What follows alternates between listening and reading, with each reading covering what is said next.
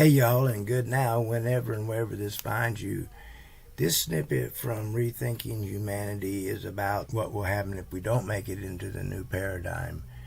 And if we cling to the past, as most empires do, then we will not be ready for when the collapse happens.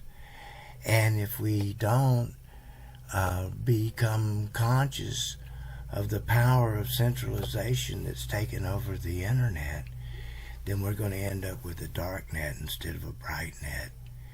So this is not necessarily a fun video to watch, but it is important to let us know that if we don't pay attention and get this right, that we could fall into one dystopia or another. So pay attention. We see ourselves as today'ists, not so much as futurists. To create the future that we want, you need to understand both where we are today and what the possibility space is going forward. Today, our civilization stands on the precipice. At this unique juncture in history, we can recognize not just the staggering dangers of collapse, but also the incredible possibilities for breakthrough. Here on the edge of chaos, it feels terrifying.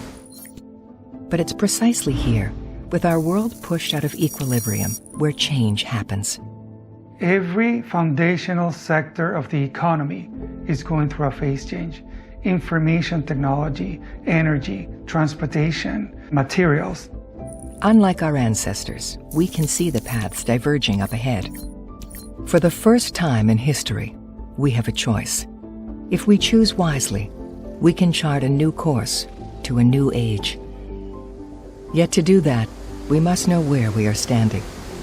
Our straight-line tunnel vision of incremental change blinds us to the danger that the very assets behind the modern world's ascent are now its greatest liabilities. The industrial models of thought that propelled us to the pinnacle of the age of extraction cannot understand the emerging world and its possibilities. Our social, cultural, political, and economic institutions are unable to manage it. The hubristic belief that things will continue indefinitely, with just a few nudges and tweaks, condemns us to repeat the mistakes of our ancestors. They had no choice. Collapse was inevitable, as vested interest and dogma led them to stubbornly cling to their prevailing systems. As death spirals kicked off, elite insiders clung to power, while scapegoating outsiders. Their short-sightedness led them to collapse into horrifying dark ages of poverty and violence. This pattern is eerily familiar to the one we are repeating today. The growth imperative that pushed our ancestor civilizations to the precipice is driving the global industrial order to the limits of its expansion. The predictable symptoms of this moment include instability, fragility, polarization, decreasing adaptability, increasing inequality, racism, the erection of walls, and the election of authoritarian leaders. Our political leaders are like doctors, treating only the most obvious symptoms of an insidious disease. They fail to see that the very technologies that can help us break through to the age of freedom are simultaneously accelerating the inevitable collapse of the old order.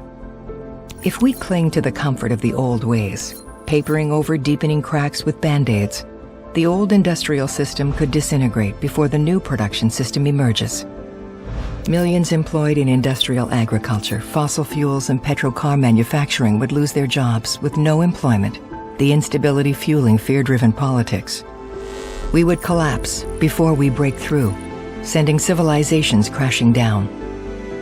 But if we fail to rethink our organizing system, we could crash up, entering a dystopia owned and controlled by a tiny number of tech conglomerates, nation-states, and elites.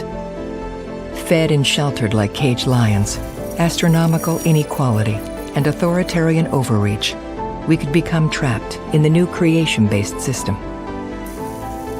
For the first time in 10,000 years, we have the ability to create a prosperous, equitable, and resilient society at global scale. To enter the age of freedom, we need to adopt a human-centric, networked, decentralized way of understanding the world, with its new dynamics of distributed power and ownership in societies. The age of freedom is tantalizingly close, but powerful forces stand in the way.